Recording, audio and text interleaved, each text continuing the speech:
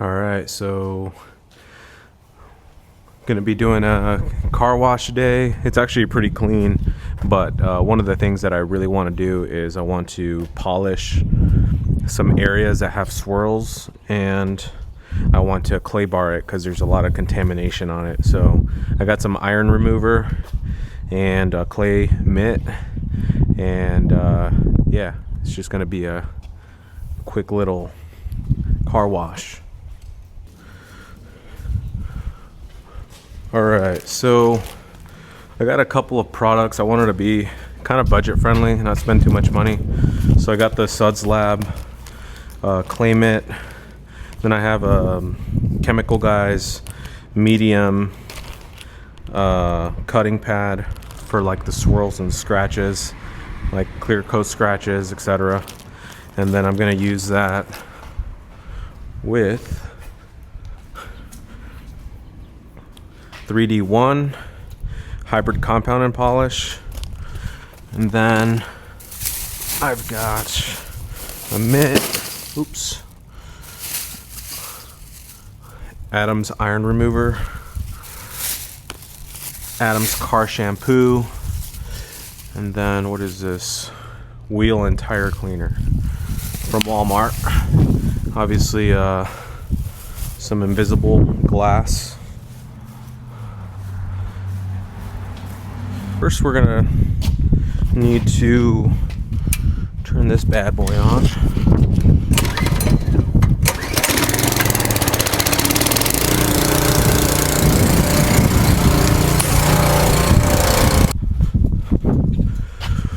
So I guess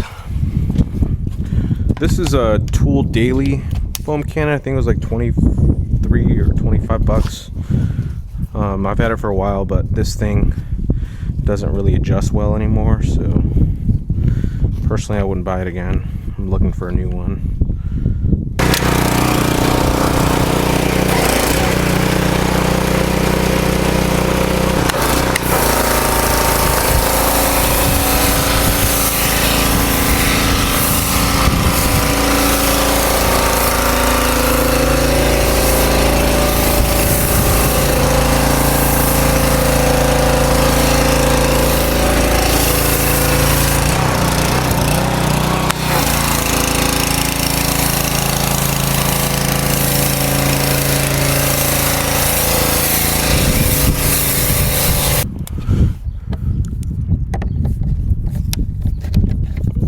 So I actually got my plates today, and let me just say that I probably could have bought a used Honda Civic with the money that I paid in taxes, which kind of sucks. But as hard as it is to believe, I think I want to keep this car for a while because it's such low mileage. It's a 2020 RS3. It's Tango Red Metallic. And there are only 61 of them made in this color. They make red Tango Metallic in all the other models like the S5 or RS5, but the only more rare color than this one for this generation is, I think it's Kyalami green. And if I was supposed to wash the car first and then do the iron remover, or do the iron remover first. I don't know. We'll wash it and then we'll do the iron remover. So anyways, I was talking about how I wanted to keep this car, mostly because it's in such nice condition, and I think it's a perfect car, at least for my circumstances. So, dang, this thing holds a lot of water and soap. I think that this was the best car for my situation because it is a 4-door. It's got 400 horsepower, 395 stock, and it's all-wheel drive. It's automatic, so my wife can drive it if she wants to. or if like her car's in the shop or something happens to where somebody needs to drive the car, then it's not a problem, because in comfort mode it acts very differently than like in dynamic mode. And then what I just found out about it is that I thought this car was stock because I bought it from an Audi dealership. They initially had told me that it was going to be certified pre-owned, but then when I talked to the sales manager, they're like, oh yeah, just FYI, like there's no warranty with this car. I was like, what the heck? If you buy a certified pre-owned, then it's like a 1-year warranty, 20,000 miles. I'm kind of being sporadic with where I'm scrubbing, because honestly this car is not really that dirty, but what I really want to do is just get the basic amount of grime off, just so that I can clay bar it. But anyways, I was kind of curious because it has such low mileage as to why they wouldn't certify pre-owned this vehicle and offer a warranty, because it went through, you know, Audi's service department, and it got the 30,000 mile service, which they changed the spark plugs, they changed the brake fluid, they flushed the brake fluid, they obviously changed the oil. What else did they do? I can't remember. But anyways, I went through their shop. When you look at all the documents, it says they replaced a couple parts too, but their reconditioning cost was about $3,700. So that's kind of what they calculated that it costs them in labor and parts to get this car on the lot to sell after the person who had it traded it in. So they initially, I guess I won't really talk price, but let's just say that this car, from what it was listed at, it sat on the lot for 3 months, which gave me the opportunity to really lowball them and for me to get a good deal on the car. So this is just my advice. Anytime you buy a car, you need to look up the KBB value of the car and see what it's worth if you were to drive it off the lot and put it on Facebook Marketplace. Like, what would be a fair price to sell it for? Because the last thing you want to do is be upside down on a car the moment you drive off, which is about 99% of cars. I mean, if you're paying a premium for the car, it's not going to be worth that anymore. But these cars retain their value, so with 19 or 20,000 miles, I can turn around and sell this for what I paid for it. So the first thing you want to do is go to KBB value and see what the heck the car is worth.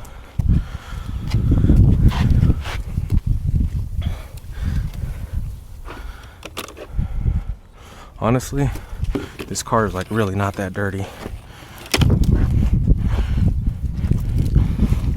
And I'm probably gonna get some shit for my cleaning methods, but who cares? We're gonna buff this thing anyway. This car is really nice. I was talking about why I wanted to keep this car for a while.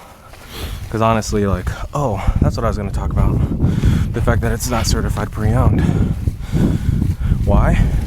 Well, I posted on a Audi RS3 page that I had just gotten this car. I wanted to advise about like modifications, and you know, I kind of it was just an icebreaker conversation starter for this Facebook group.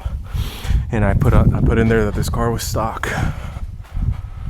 Then somebody said, hey, nice car, but that car's not stock. And I was like, what? How would you know? In the most respectful way, I was like, okay, well, they know something that I don't, so how do they know? finish my story here in a second.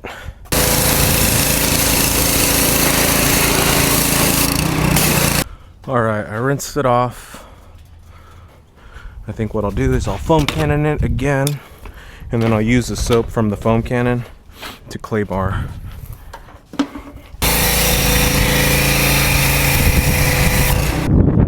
Alright, let's see how this thing works.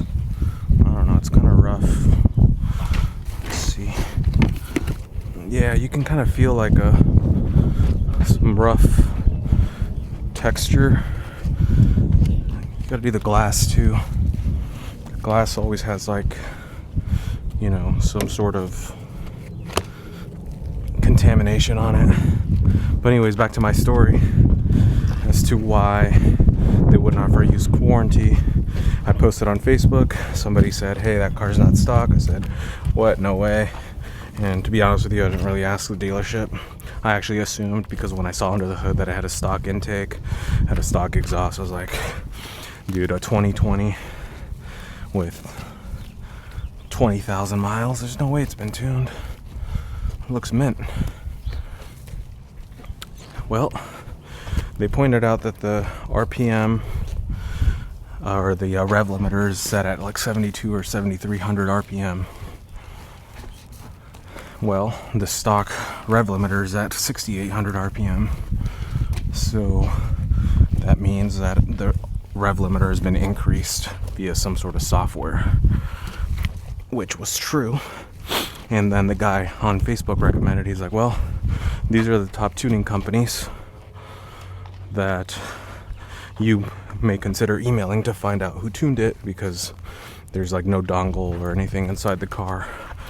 You know, there's no sticker saying like, hey, this car is tuned by such and such company. This top pillar right here is where it had the most overspray of some sort of chemical, whether it was like a cleaning solution, or it could be like tire dressing, or I don't know. The dealerships, they honestly don't do that great of a job of detailing, but I want to make sure I don't make more damage when you like dry it, so like the contaminants will stick to the towel, and then you'll just essentially like, oh yeah, you can hear it. Can you hear that? You can kind of hear how rough the surface is. Alright, so for the 5th time, back to my story. The car is APR tuned stage 1 on 93 gas, which is a problem because I think we have 93 gas here in Nebraska, but not every gas station has it, so it's not that convenient for me to have to go out of my way to go get different kind of gas for this car. Like, it's not that important to be on 93 versus 91. Like, it probably just has a couple horsepower difference.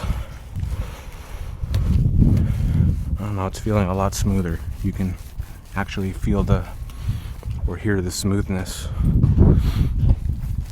My mic is on my hat, so yeah, you can actually tell that it's making the surface way smoother, and my mitt is gliding a lot easier.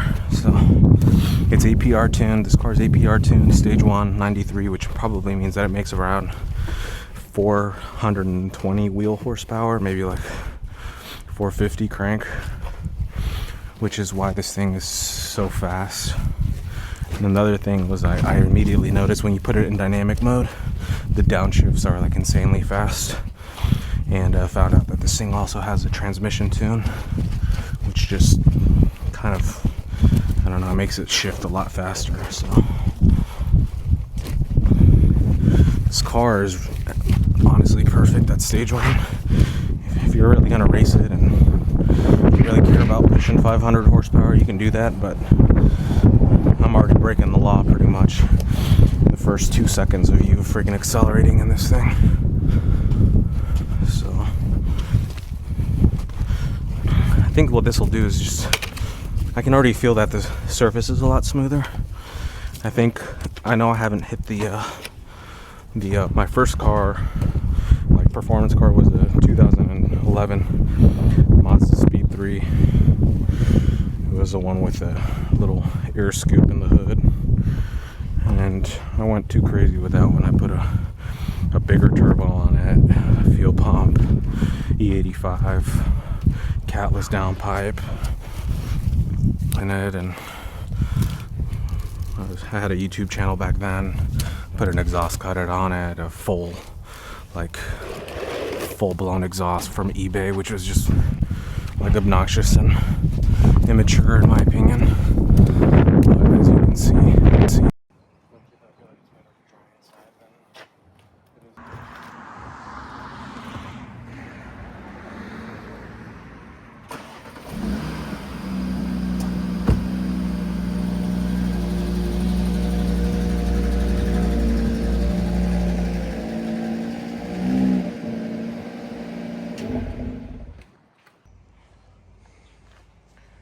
Alright, so I just buffed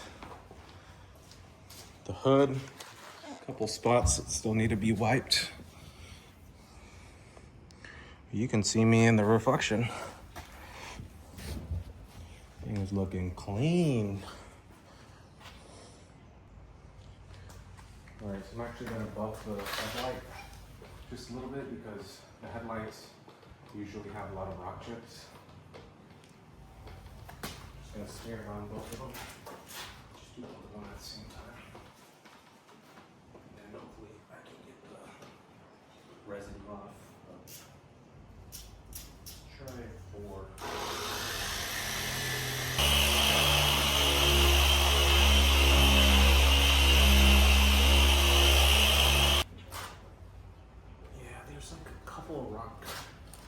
Some rock chips. I mean, the car has 20,000 miles now, so I mean, you can't expect to have a brand new headlight after 20,000 miles in 5 years since 2020. So. But I mean, that's what I'm impressed about. I think the guy, his name's Bryce.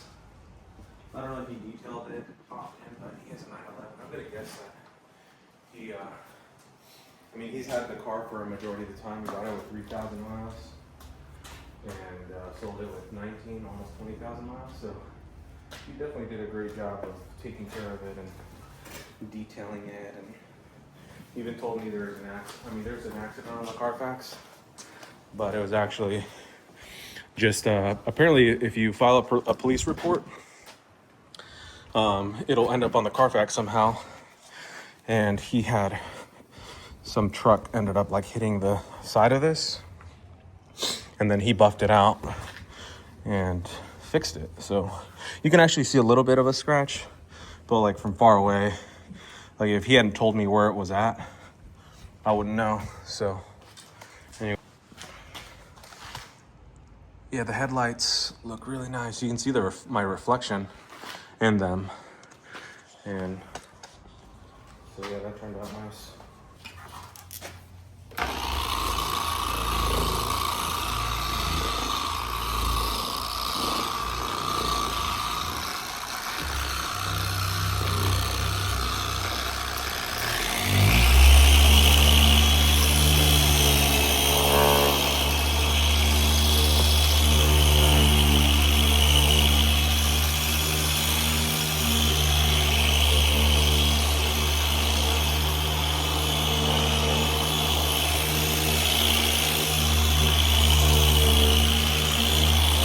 That 3D one, it has an abrasive component, so depending on the kind of buffer that you have, you can burn through the clear coat. But so you don't have to do it that long because it's like liquid sandpaper that is actually buffing the clear coat. Dang, that looks nice.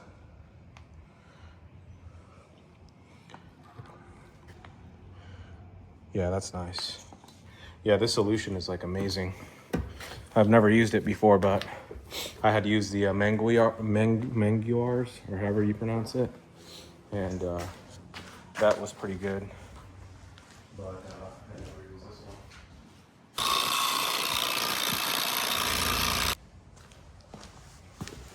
one. And even without a buffer, if you use that solution on like a clear coat scratch, you can get a clear coat scratch out with just the towel and the solution. Just put it on the towel, rub it in, and like I said, it's like a liquid It's like a liquid sandpaper that's a very fine grit. And yeah, it'll polish it.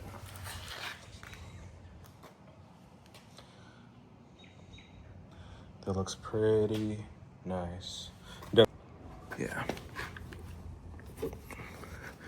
I probably just need a new towel because this towel has a bunch of compound on it, but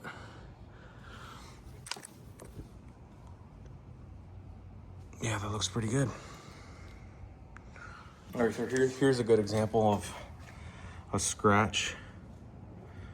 So we're gonna test the 3D one or the 1-3D, whatever it's called. Let's see if we can get that scratch out. Compound on here.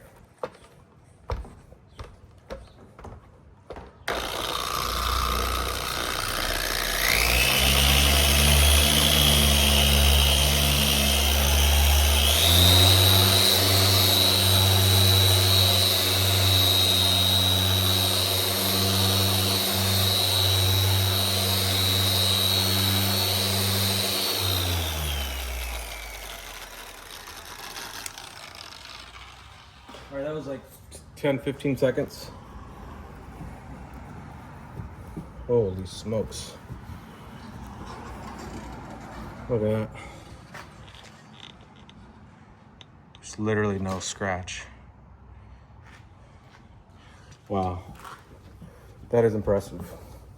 That compound is magical.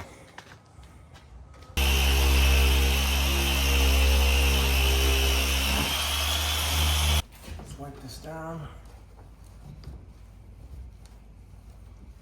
All right, so I just noticed something else is that if you notice, I think the windshield is tinted, and I can confirm that because there's a bubble right here. There's a bubble from the tint, like, you know, just an air bubble. So that kind of threw me off, but now that I look at it through the camera, I'm like, oh yeah, that does make sense. Like, it is pretty dark.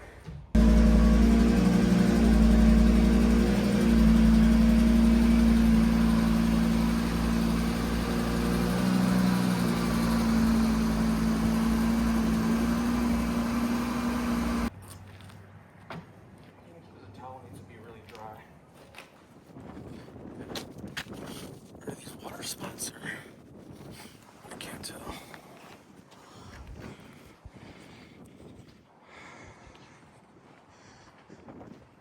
Here's the result.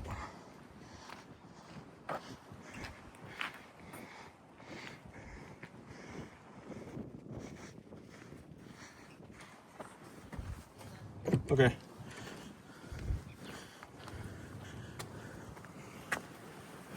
I think it's the ceramic spray, honestly, and probably the buffing compound that I didn't clean off all the way. But anyways, stay tuned for the next video. Check this out. Okay.